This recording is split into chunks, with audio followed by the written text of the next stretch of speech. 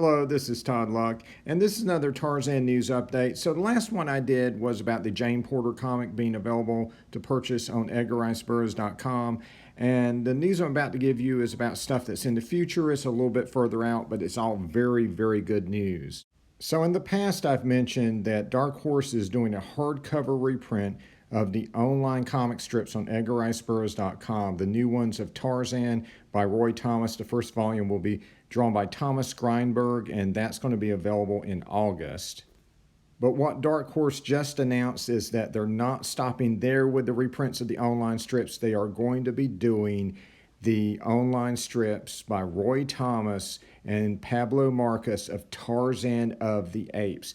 It's also going to be a $30 hardcover for the first volume, and it's going to come out in September, and you can pre-order it right now, and I highly, highly recommend this one. This is an absolute masterpiece of an adaptation and highly recommended for any comic fan or any Tarzan fan.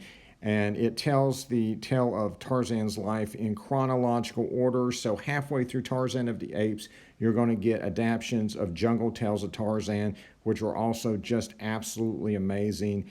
Volume 1 should cover quite a bit of the strip, but there's plenty more to look forward to in the future. And there's so much great material in those online strips. I hope to see hardcover reprints of Roy Thomas's John Carter adaptations, hopefully with corrections on some of those typos in the early strips. And there's other adaptations of Burroughs' novels like the Moon Men trilogy, Land That Time Forgot, Tarzan Twins. If it's had a comic book, it probably has a comic strip on EdgarRiceBurroughs.com right now, and that subscription is absolutely worth it. And so many of Burroughs' lesser-known works are on there too, like The Mad King, Pirate Blood, and I Am Barbarian. If Burroughs wrote it, chances are it does have a strip on EdgarRiceBurroughs.com, and so many of them absolutely deserve hardcover reprints, and I hope to see many, many more in the future. And so our next bit of news comes from Boss Fight Studios that announced last week that Tarzan and Jane are about to go into production. And so we've been waiting for these figures for a couple years now. They got backed up because of COVID. And so the factory is now finally getting around to it, and so we should be getting them very soon. They're still available for pre-order on Boss Fight Studios website, so I highly recommend going ahead and pre-ordering them if you want them, because they'll go up a little bit once they ship. So now's a great time to order them. He did confirm that Wave 2 is still going to be a Tarzan variant and La of Opar, but this is our first time seeing those figures, and they look very, very nice. The Tarzan variant looks great, and La of Opar looks absolutely spectacular.